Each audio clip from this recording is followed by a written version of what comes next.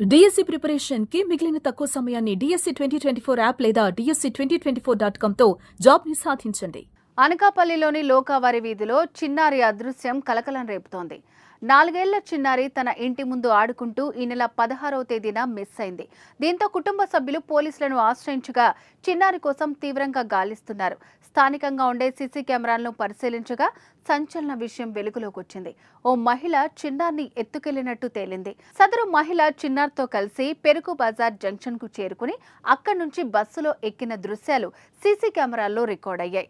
Bus ఎక్కే సమయంలో ఆమె తలపై ఓ చెక్క బ్యాగు, చేతిలో చిన్నారి ఉండడం వీడియోలో స్పష్టంగా కనిపిస్తోంది. ఈ ఆధారాలను పరిశీలించిన పోలీసులు వెంటనే కేసు నమోదు చేసి దర్యాప్తు ప్రారంభించారు. సీసీటీవీ ఫుటేజ్ ఆధారంగా అనుమానిత మహిళను వెతుకుతున్నారు. ఆ మహిళ ఏ బస్ ఎక్కింది, ఎటువైపు వెళ్ళింది, ఎందుకు కిడ్నాప్ చేసింది అన్న కోణంలో విచారణ చేస్తున్నారు. చిన్నారి కనిపించకుండా పోయి 2 రోజులు గడుస్తున్నా దొరక్కపోవడంతో కుటుంబ సభ్యుల్లో ఆందోళన వ్యక్తమవుతోంది. లోహిత కిడ్నాప్ వ్యవహారంతో జిల్లా ప్రజలు కూడా హడలిపోతున్నారు.